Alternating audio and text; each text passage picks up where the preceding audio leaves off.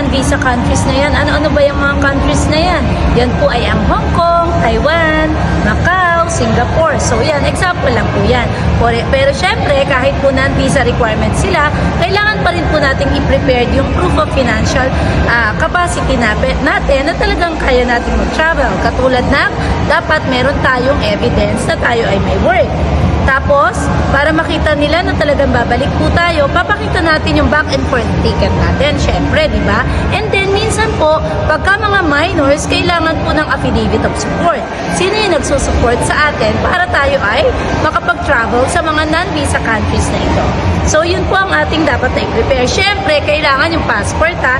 Huwag na huwag po natin kakalimutan yung passport natin. So, yun muna mga ka-driving for now sa mga non-visa countries. And syempre, alamin nyo po kung ano yung mga kailangan nila.